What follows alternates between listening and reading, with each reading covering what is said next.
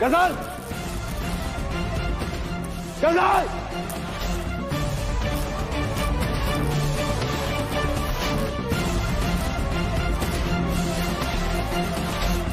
ये मैंने क्या कर दिया? गजल, हैदर खतरे में है। आप लोग समझने की कोशिश क्यों नहीं कर रहे हैं? बेवकूफी मत करो। कोई नहीं जाएगा इस घर से बाहर। दादी, अम्मी। दुल्हन, अगर तुम्हें कुछ हो गया तो मैं तुम्हारी अम्मी को क्या जवाब दूंगी? अम्मी, अगर हैदर को कुछ हो गया तो मैं अपने खुदा को क्या जवाब दूंगी?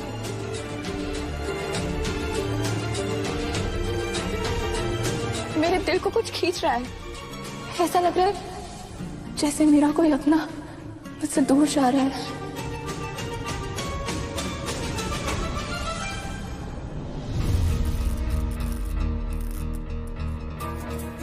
गजल,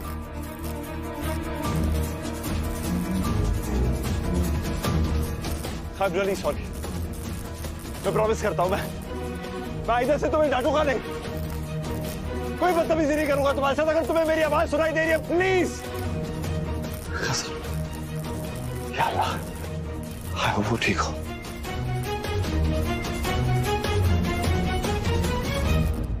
भाभी अब चलना ही चाहती है तो मैं आपको लेके चलता हूँ, आप चलिए मेरे साथ आइए। सोचना भी मत।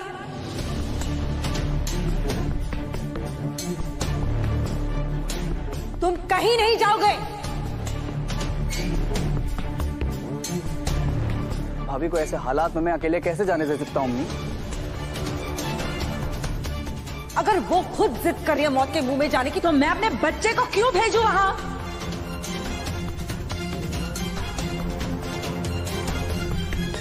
कैसी बात कर रही हैं आप अम्मी? भाभी हमारी अलग थोड़ी ना है। मैंने बोल दिया तुम नहीं जाओगे तो नहीं जाओगे तुम रूहान।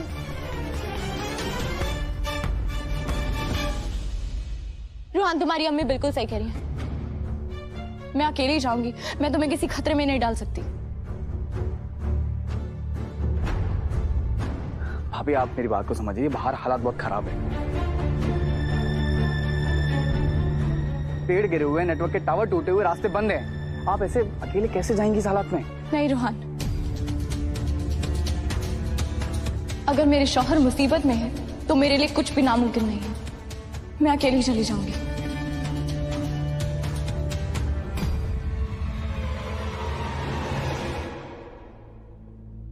गजल, तुम ही कहते हो ना कि तुम कमजोर नहीं हो। चलो तुम। खुदा खैर करे मियां, क्या कह रहे हैं आप? कहीं नहीं जाएंगे। खुदा के लिए अब आप जिद मत कीजिए। ना ही मैं अपने बच्चे को खतरे में डाल सकती हूँ, ना ही आपको। नहीं, मैं आपको नहीं जाने दूंगी। बस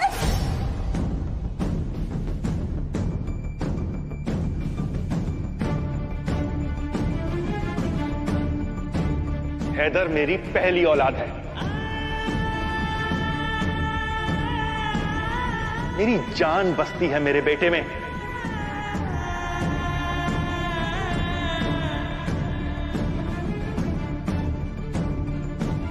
तुम चाहे इन्हें खानदान नहीं मानते हो, मगर हीना, हैदर और कायनात मेरे लिए खानदान पहले हैं।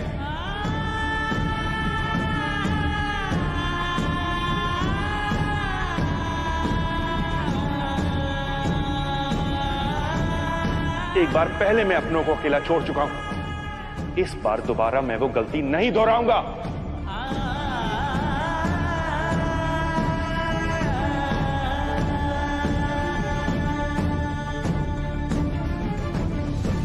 चलो दुल्हन। नहीं अब्बू जी, मैं वहां अकेली जाऊंगी। नहीं भाभी। तुम जिद मत करो, तुम मेरे साथ नहीं जाओगे। तुम्हारे भाई को बिल्कुल मंजूर नहीं होगा कि मैं तुम्हें किसी खतरे में डालूं। तो मुझे कैसे मंजूर होगा कि वहां मेरे भाई की जान खतरे में है? मैं किसी की कुछ नहीं सुनना चाहता। भाभी आप मेरे साथ चलिए, दैट्स माय फाइनल डिसीजन। चलिए आप मेरे साथ। रूहान पर रुक जा बेटा।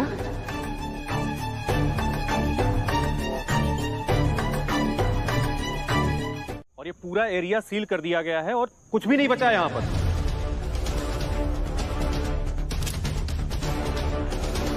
भाभी आप प्लीज अंदर जाने की जिद मत करिए, अंदर खतरा है। नहीं रूहान, मैं जानती हूँ मेरे शौहर और मेरी दोस्त अंदर हैं। मुझे अंदर जाने दीजिए प्लीज। मैडम देखिए, पुलिस के काम में रुकावट मत डालिए। कृष्णा, अंदर से कोई बॉडी निकली क्या? बॉडी नहीं है वो, मेरे शौहर है।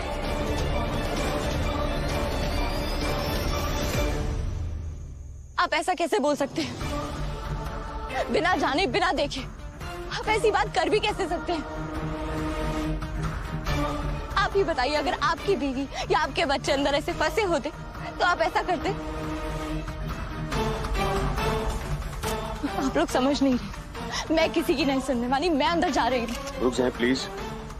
सर मैं आपसे रिक्वेस्ट कर रहा हूँ सर, 2 मिनट के लिए अंदर जाने दीजिए। मैं भाभी को लेकर जाऊंगा और फटाफट से बाहर आ जाऊंगा। जी प्लीज। अरे मेरे भाई, ये भूकंप 2 मिनट से ज्यादा नहीं आया था और देख रहे हो सब कुछ बर्बाद कर दिया है। 2 मिनट में आगे क्या होगा हमें नहीं पता होता है। वो सब मैं नहीं जानती। मैं जानती हूँ कि मेरे शौहर वहां अंदर है और ये हमारा वेयर हाउस है और आप हमें यहाँ रोक नहीं। आगे खोलो कदर, चला।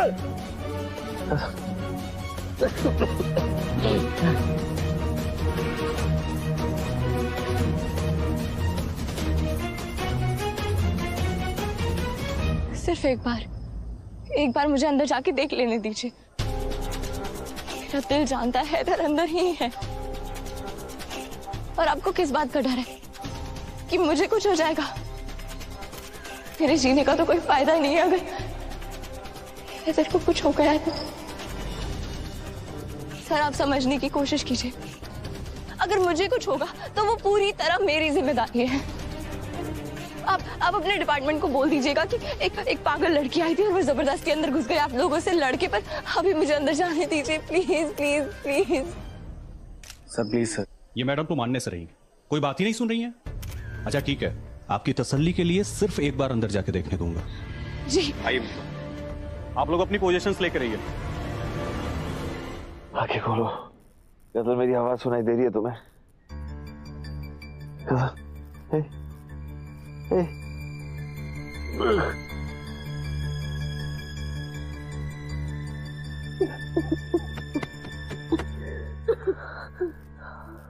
खुदा का शुक्र है तुम ठीक हो।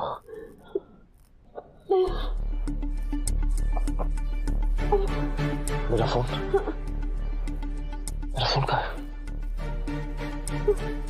तुम्हारा फोन कहाँ है? किसी को कांटेक्ट भी नहीं कर सकते। पैर फील नहीं कर पा रहे।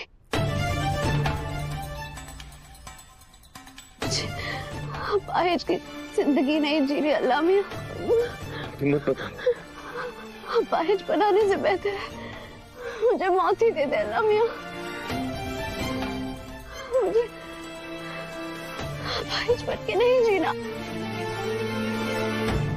ऐसी उम्मीद मत छोड़ो सभी, कुछ नहीं होने वाला तुम्हारा। अगर तुम्हारी दुआ मुकम्मल हो गई तुम तो चले जाओगे, लेकिन जिंदगी पर मैं तुम्हारा गुनहगार बनकर रह जाऊंगा।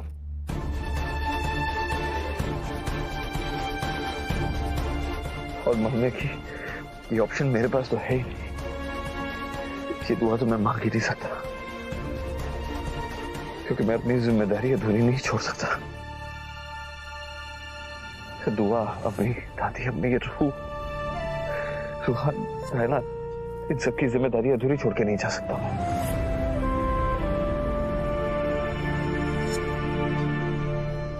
यकीन मानो मेरा, मेरी अम्मी की दुआ में बहुत ताकत है। तो कोई ऐसा ख्वाब तुम्हारा जो तुम अभी पूरा नहीं कर पाई हो, या कुछ ऐसा करना चाहोगी जो हमेशा सोचे लेकिन कर नहीं पाए? कुछ भी हो सकता है, कुछ स्टूपिड सा भी। उम्र में तुम्हें जज नहीं करूंगा। मुझे मीठा खाने का बहुत शौक है, लेकिन वेट पुट ऑन ना करूं इसलिए नहीं खाती। तो अगर जिंदगी के ये आखिरी 5 मिनट है ना हमारे पास, तो मैं ना पूरे 12 गुलाब जामुन खाना चाहती हूँ। और तुम? 15 साल की उम्र से वक्त ही नहीं मिला ये सोचने का कि मेरे कोई शौक भी हो सकते हैं। लेकिन हाँ, मुझे याद है कि स्कूल में स्टेज पे चढ़ के गाना जरूर गाना चाहता था, लेकिन हिम्मत कभी हो नहीं पाई। या अल्लाह, मरने से पहले अपना गाना सुना के मुझे टॉर्चर तो नहीं करने वाले ना तुम? डोंट वरी, मैंने गाना गा के तुम्हें मानने नहीं वाला फिलहाल। अब मैंने कहा हमें कुछ नहीं होने वाला। तुम्हें सच में लगता है ये दुआ हमें बचा लेगी?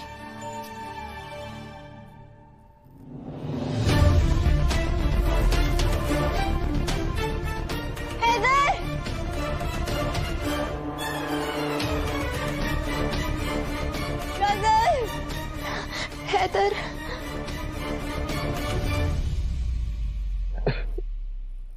कभी कभी तो मुझे खुद यकीन नहीं होता है कि मैं उस पर इतना भरोसा करता हूं, लेकिन वाकई कुछ तो बात है उस लड़की में।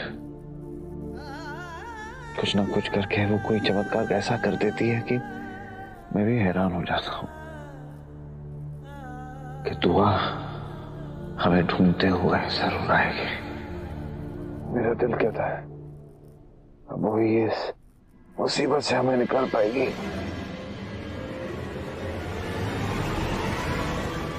या अल्लाह, तुम्हारे बारे में मैं कितना गलत था गफर। बदतमीजी तुम्हारी फितरत नहीं बल्कि मजबूरी है, जिसके सहारे तुम खुद को भारी दुनिया से महफूज रखती हो। तुम्हारे हंसी मजाक के पीछे कितनी मायूसी छुपी है। आज मुझे पता चला अपने अम्मी और अब्बू का साया सर पे ना होने के बावजूद तुम इतनी नेक और जिंदा दिल हो, ये काबिल तारीफ है। जिसे आज तक मैं एक बदतमीज रईस ज्यादा समझती थी, उसके दिल में तो आज भी एक मासूम बच्चा छिपा है जो अपने अब्बू के प्यार को तरसता है। उस बच्चे को आज भी अपनी दौलत और शोहरत में नहीं बल्कि अपनी अम्मी के आंचल में सुकून मिलता है। और वही बच्चा जब एक शौहर के किरदार में कदम रखता है तो उससे ज्यादा केयरिंग और प्यार करने वाला दूसरा कोई हो ही नहीं सकता। मुझे तो लगता था कि हैदर लकी है दुआ जैसी बीवी पाके, पर असल में लकी तो दुआ है जो उसे ऐसा शौहर मिला। राष्ट्रीय भूकंप विज्ञान केंद्र के मुताबिक दिल्ली में भूकंप के और झटके आने की संभावनाएं हैं। सरकार ने दिल्ली एनसीआर समेत आसपास के इलाकों में रेड अलर्ट जारी किया है। इस एरिया में भूकंप आने का खतरा लगातार बना हुआ है, कभी भूकंप आ सकता है। और अब की अगर भूकंप का झटका आया ना तो ये बिल्डिंग नहीं बचेगी। बस 2 मिनट और। हैदर, मैडम तुरंत चलिए आप, वरना आपको मजबूरन मेरी लेडी ऑफिसर खींच के बाहर ले जाएगी। हैदर यही है। अब तो सबूत भी मिल गया। एक बात पूछूंगा, तुम इतनी अच्छी एम्ब्रॉयडरी करती हो, फिर भी हर 2 दिन में तुम्हारे टाके हुए बटन टूट क्यों जाते? मैं जानती थी कि मेरे हैदर यहीं कहीं है। मेरा दिल कह रहा था कि वो यही है। क्या हुआ भाभी? रूहान, ये हैदर के कोट का बटन है। मैंने तुमसे कहा था ना हैदर यही है। भाभी आप ना इमोशनल होकर थोड़ा ज्यादा सोच रही हैं। ये वेयर हाउस है भाभी, यहाँ तो कितने कपड़ों के बटन पड़े रहते होंगे। नहीं रूहान नहीं, मैं जानती हूँ कि ये हैदर के कोट का बटन है और मुझे यकीन है हैदर यही कहीं है। तुम्हें मेरी बात पे यकीन नहीं है ना, तो मैं तुम्हें साबित करके दिखाऊंगी। हैदर! मैडम आप अंदर नहीं आ सकती है। मिश्रा, लेडी ऑफिसर को तुरंत अंदर भेजो। हैदर! हैदर! भाभी भाभी एक बात बोलूं, मैंने कभी सोचा नहीं था कि मेरे अब्बू के अलावा भी कोई शख्स होगा जो मेरी जिंदगी बचाने के लिए अपनी जान खतरे में डाल देगा। और ये तो ख्वाब में भी नहीं सोचा था कि वो तुम होगे। हो सकता है कि ये तुम्हारे अब्बू की ही दुआ हो कि अल्लाह मियां ने मुझे तुम्हारी मदद के लिए भेज दिया।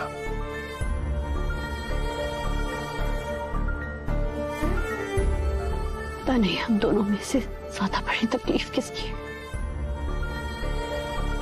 हमारे पूरे खानदान को पीछे छोड़ जाने की तकलीफ या गुमनामी में अकेले दुनिया छोड़ जाने की तकलीफ।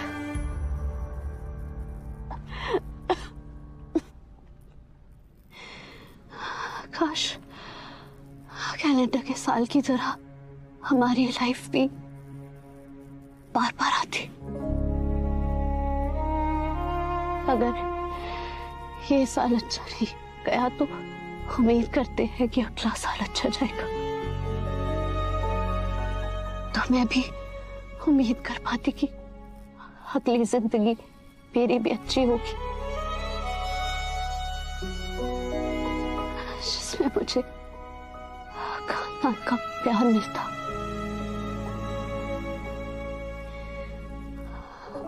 जिंदगी भर के लिए हमें अब्बू का साथ मिलता। कम तकलीफों वाली जिंदगी मिलती, लेकिन शायद अल्लाह मियां को यही मंजूर था ना। जैसी भी थी, इतनी थी मेरी जिंदगी।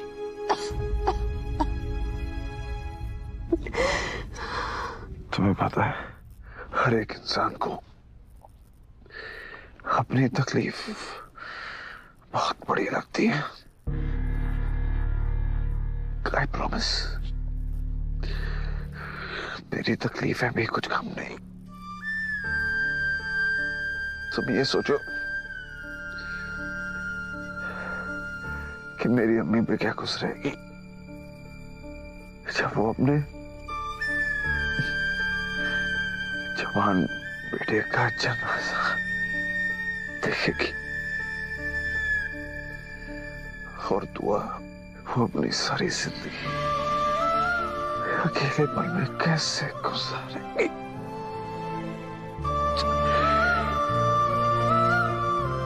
ऐसा सोचता ही मेरी रूह कांप उठती। नहीं, ऐसा नहीं होगा, ऐसा मैं नहीं होने दूंगा। तुम देखना, रेस्क्यू टीम अभी आ रही होगी और हमें सही सलामत यहां से ले जाएगी, यकीन मानो मेरा। और तुम्हें पता है उन्हें यहां तक कौन लेके आएगा? मेरी दुआ। बहुत हो गया मैडम, आप दोनों की वजह से मेरी टीम अपना काम नहीं कर पा रही। अब आप दोनों को मैं पुलिस स्टेशन लेकर चलता हूं। अरे ये मैडम को खींच के बाहर ले जाओ। छोड़िए मुझे, छोड़िए मुझे।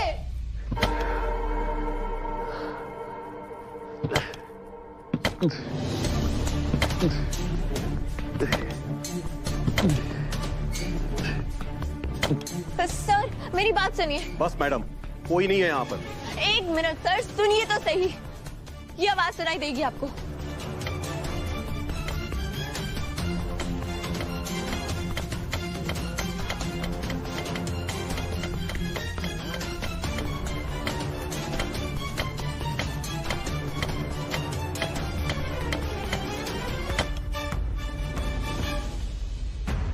हैदर, हैदर, अगर ये आवाज आप करें तो एक और बार कीजिए।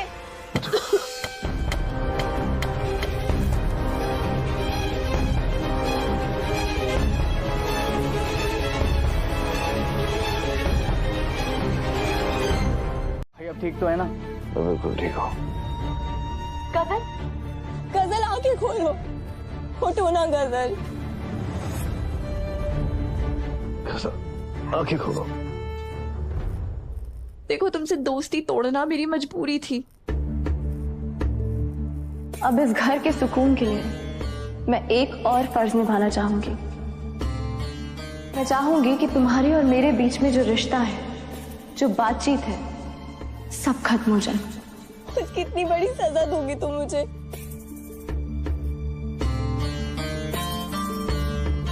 हमारी दोस्ती के लिए तुम्हें उठना होगा। गजल उठो ना।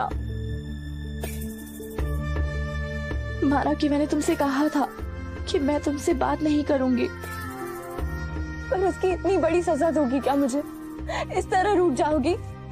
हमारी दोस्ती के लिए तुम्हें उठना होगा। गजल उठो। गजल,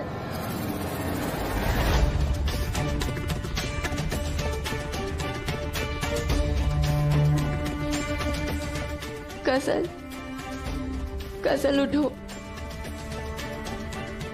किसी के पास पानी है क्या? देखो जल्दी। कम ऑन यार, कोई नहीं, आंखें खोलो प्लीज। गजल ऐसी भी क्या नाराजगी? अच्छा मेरी बात नहीं माननी ना, कोई बात नहीं, कम से कम अपने अधूरे ख्वाबों के लिए तो उठ जाओ। तुम्ही ने कहा था ना, जब तुम मेरी जिंदगी देखती हो तो तुम्हें ऐसा लगता है कि काश तुम्हारी जिंदगी में भी कोई होता जिसे तुम प्यार करती, जिसे तुम मोहब्बत करती, जो तुमसे मोहब्बत करता। कि काश तुम्हारा भी घर खानदान होता। क्या पता गजल, तुम्हारी मोहब्बत तुम्हारे आसपास हो। उठ जाओ ना, अपनी अधूरी मोहब्बत के लिए उठ जाओ।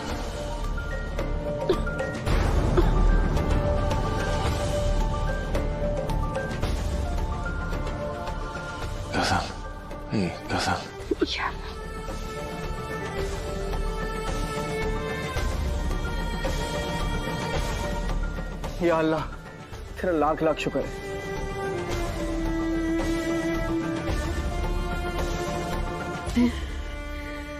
मुझसे दोस्ती तो नहीं तोड़ोगी ना?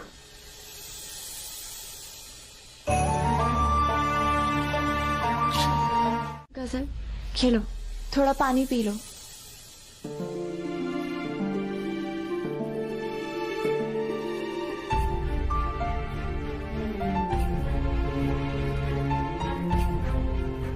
और चाहिए?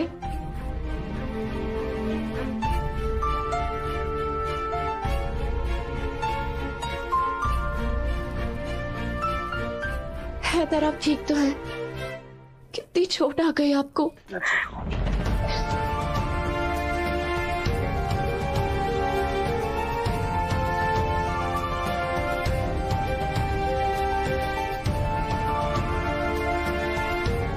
कोहिनूर, आज तो तुमने डरा ही दिया, मेरी जान ही निकल गई थी।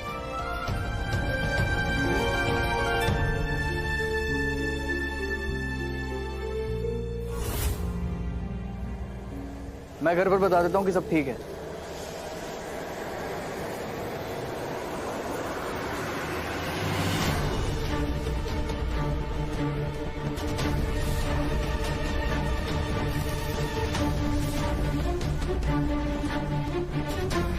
किसी का फोन नहीं लग रहा है।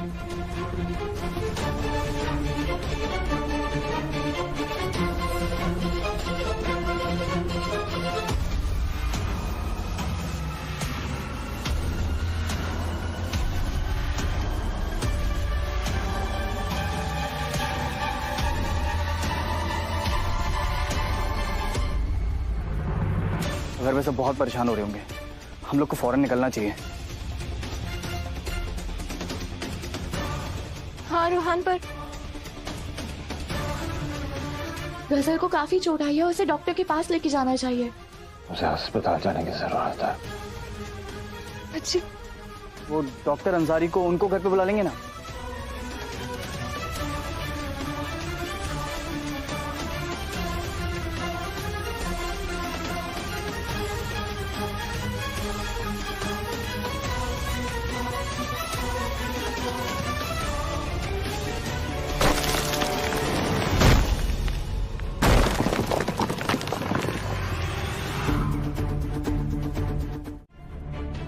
सर और मैडम, आपका फर्स्ट एड भी कर देते हैं, आइए।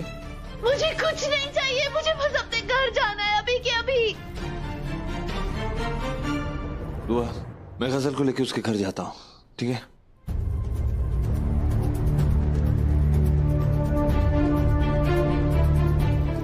एक काम करो, हाँ तुम ना रूहान को लेकर डॉक्टर अंसारी के पास जाओ। बहुत चोट आई है इसे। डॉक्टर अंसारी अस्पताल में होंगे ब्रॉन्क्स पे, प्लीज। और हाँ, घर वालों को कहना कि मैं बिल्कुल ठीक हूँ। अभी फिक्र में आधी हो रही होगी। हैदर, फिर आपको भी तो इतनी चोट आई है, मैं आपको अकेले नहीं छोड़ सकती इसे। प्लीज समझो, मैं गजल को उसके घर तक लेके जाता हूँ। माँ उसको छोड़ के मैं भी डॉक्टर के पास मिलूंगा तुम्हें, ठीक है? नहीं हैदर, बिल्कुल भी नहीं। घर वाले आपका इंतजार कर रहे हैं, मैं गजल के साथ चली जाऊंगी। नहीं तो कैसी बातें कर रही हो तुम? मैं नहीं चाहता कोई किस्म का खतरा तुम पर आए। प्लीज तुम बुरहान को लेकर जाओ। हैदर पर प्लीज, मैं थोड़ी देर में घर आ जाऊंगा। जाओ। भाई मुझे इतनी भी ज्यादा चोट नहीं आई है, मैं ठीक हूँ। मैं गजल को ड्रॉप कर दूंगा। डांट खाने का तुम्हें शौक है? समझ नहीं आ रहा मैं क्या कह रहा हूँ? हालत देख रहे हो अपनी?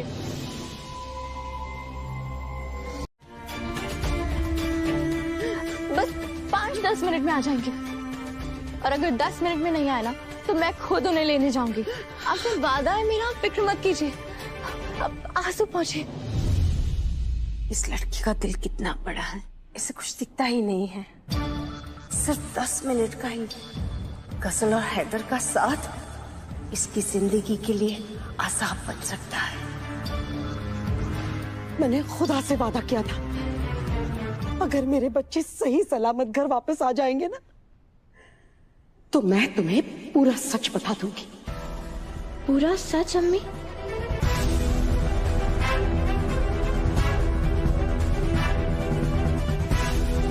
22 सालों से जो मत रोकिए अम्मी मुझे।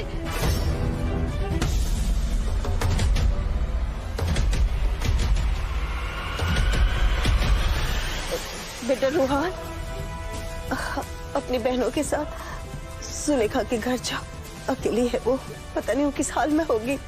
देख लो, उसकी मदद करो, जाओ। ओके दादी, चलो।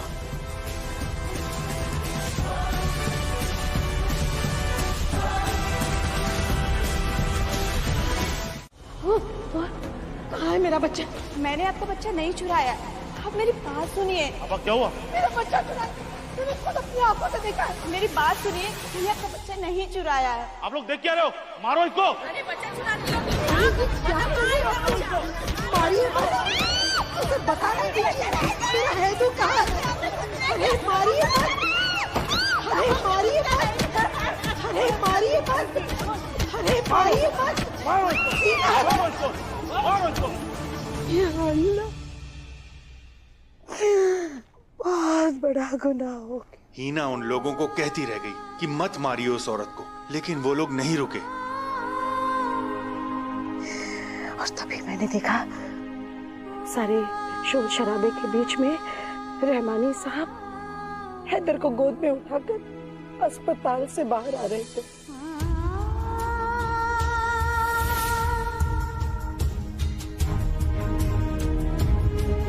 उनके साथ डॉक्टर भी था।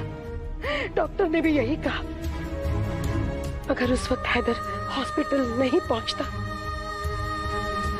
तो वो बच नहीं पाता।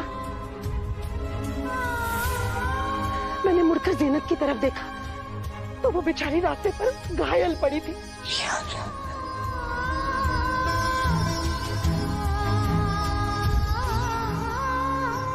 हम उसके पास दौड़े, उसे उठाकर अस्पताल लेकर गए, लेकिन उसकी चोटें इतनी गहरी थी कि हम उसे बचा नहीं पाए।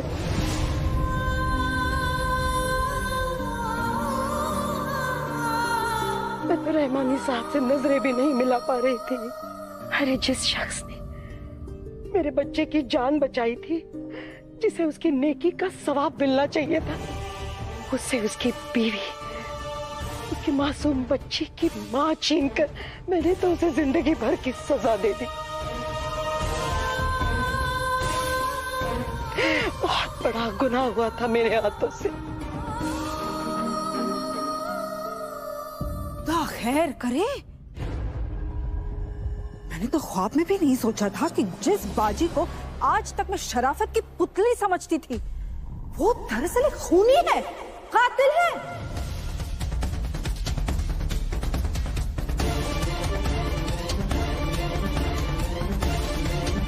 गुलनाज, सोच समझ के मुंह खोला करो।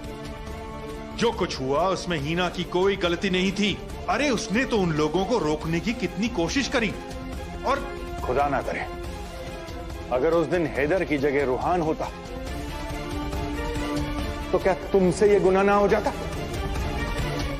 हम गजल की पढ़ाई लिखाई का खर्च उठाएंगे, उसके लिए एक अच्छा सा लड़का ढूंढ देंगे।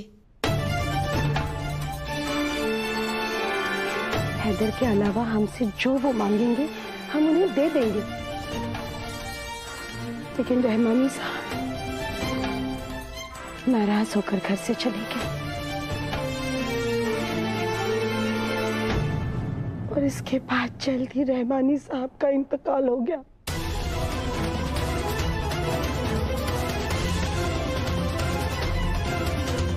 और बेचारी गजल इस भरी दुनिया में बिल्कुल अकेली हो गई।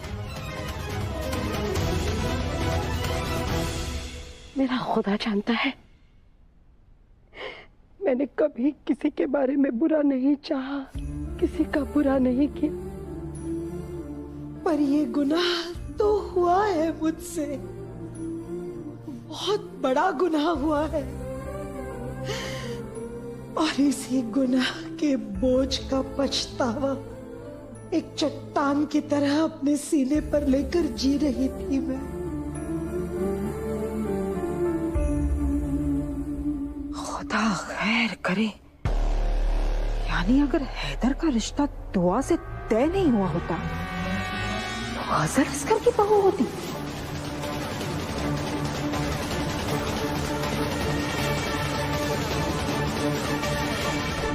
अम्मी